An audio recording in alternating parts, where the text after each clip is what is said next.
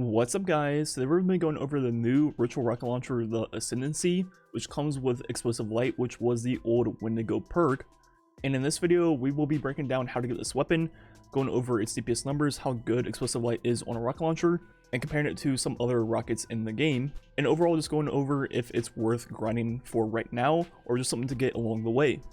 So let's go ahead and begin. So the way to get rituals this season is different. Pretty much what you have to do is just earn rep through Vanguard, Gambit, or Crucible and get to rank 16 in either of them to unlock the rocket launcher. And you can pick which one you want to do. I did Vanguard, but you could also do Crucible or Gambit.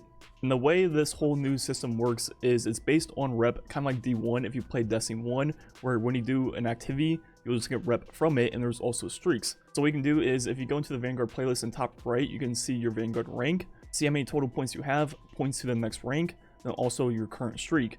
And to build up your streak, you pretty much just do strikes without leaving, and I believe if you get off the game and back on, it'll reset back to 0. And the higher streak you have, the more rep you'll get at the end, and different versions of strikes will give more rep than others. So looking at how all of that will work, pretty much what I recommend doing is just go into Lake of Shadows. You can do map versions of strikes still work and give rep, and just do that 5 times very quickly to get to a streak times 5. And once you have the 5 streak built up, you can do a few things. What we did was the Nightfall on the 1320 difficulty, and we ran through that pretty easy, and it wasn't that bad, and we got some other stuff along the way, including some of the new stasis mods and things like that. So that's why we did Nightfall over something like Lake of Shadows. But as you see right here, looking at how many points you get on a 5 streak for different things, a map version strike you get 135. Then we tried a Vanguard playlist strike, and once again we got 135 again. So you may as well just do map version strikes instead of the playlist. But then on the Nightfall, the lowest difficulty, we got 150, so not that much more. Then on the second tier difficulty, we got 224. Then finally on the 1320 version, the one we farmed for the entire rocket, you get roughly, as you see right here, 261. And it seems as you get higher and higher rank, you get more points per thing. So by the end, we're actually getting 341. So in total, you need 9,000 points to get rank 16 in Vanguard. So you can do the math if you want, depending on what you want to do. I think Lake of Shadows on the map, and also the 1320 Nightfall are both pretty similar in total time it'll take. And it just depends if you have a fire team, or if you guys are super confident at speedrunning Nightfall versus Lake of Shadows or whatever. And once you're done with all that, you'll finally get the rocket launcher. So looking at that, first off, it's a 15 RPM with precision frame, which means it has tracking built in, which is very, very nice. Now looking at the perks, it has impact casing built in, which is the best for damage increase, impulse amplifier, which will increase the velocity and reload speed. Then we also have Ambitious Assassin, which will overflow the magazine based on number of rapid kills before reloading. Then Explosive Light, the Wendigo perk, and Chain Reaction, which is going to be really good for ad clear. But I know you guys want to see Explosive Light first, so that is where we're going to start. So looking at that, like I mentioned multiple times, it was the Wendigo perk, and it used to stack up to times 6. So does it still stack to times 6 on a rocket? Let's see. Pick up an orb, we get times 1. Pick up another one, we'll get times 2. So far it seems to be working the exact same way. Eventually, just like Wendigo, you'll get to times 6, and that is the cap. So you can hold 6 of these explosive light rockets at a time, which is very nice. And now looking at the damage increase on a rocket launcher with explosive light. First, without it, we have for these two numbers right here, which are roughly 60,000 and also 18,000. Then with the explosive light, the first thing you'll notice is the impact damage does not get buffed. It's only the explosive to almost 72,000. So that's going to be a net 15.2% increase to the total damage of the rocket, hitting just under 91,000. So right there, we just compare that to Vorpal, then also Lasting Impression on similar rocket launchers. Doing the same thing on Carl. First with Vorpal. As you see, Vorpal buffs both the impact and explosive damage to these numbers right here. Then with Lasting Impression, the impact is the same as the explosive light, but then the explosion of the rocket itself is a little bit higher. So these are numbers between Explosive Light, Vorpal, and Lasting Impression. As you see, Explosive Light and Vorpal are pretty much the exact same at 15%, while Lasting Impression is a little bit higher. Another thing Explosive Light also does is increase the blast radius, pretty much like Lasting Impression. So if you look at how that works on Carl, as you see, the max damage has a pretty good radius around them before it starts dropping off. So it's pretty much just the increase of Lasting Impression, but without the delay, which is kind of cool. So there's a big group of higher health enemies. You're more likely to kill most of them with this compared to just a normal rocket.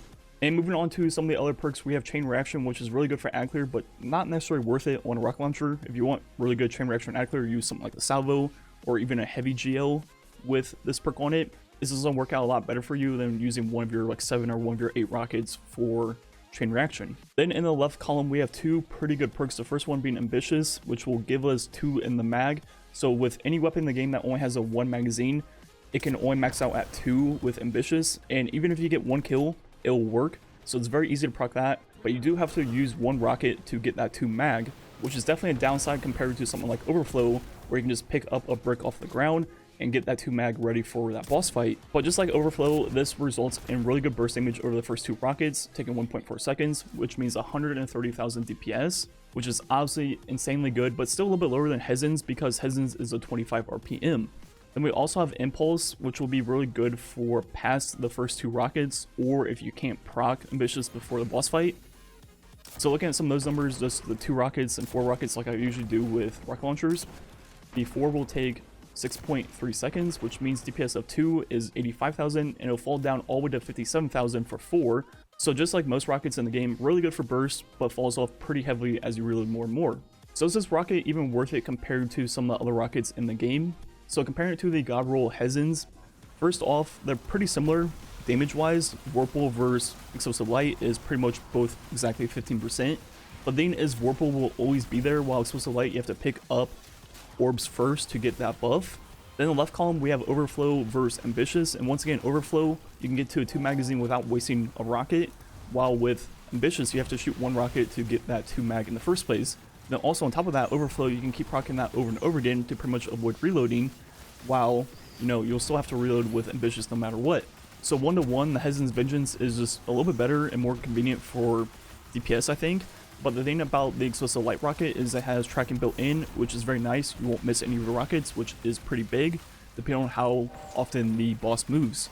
Now, I guess another pro for the Explosive Light is it increases the blast radius, pretty much like Lasting Impression, which will make it a little bit better for at clear.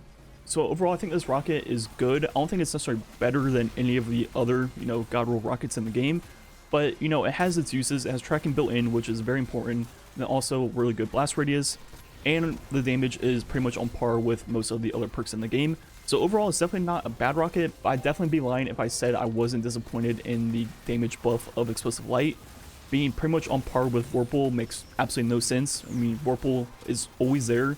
Compared to Explosive Light, where you have to pick up orbs, it should be higher, just straight up. I don't know why it isn't, it just doesn't make sense. And yeah, I think that's pretty much all I want to say about it. So is it worth getting right now? If you have a good rocket already, I wouldn't say it's worth, you know, dropping everything and grinding this rocket as soon as possible. But you're probably going to get it along the way as you play the season. And once you get it, pick it up, put it on, try it out a little bit. Like I said, there's definitely some use cases where it's pretty good because of tracking and things like that. But overall, you know, it's not anything too crazy, not too much better than most other rockets in the game. So it's definitely not something worth, you know, dropping everything and getting right now. And yeah, I think that's going to be it for the video. Just some gameplay left. Thanks for watching. Catch you guys next time.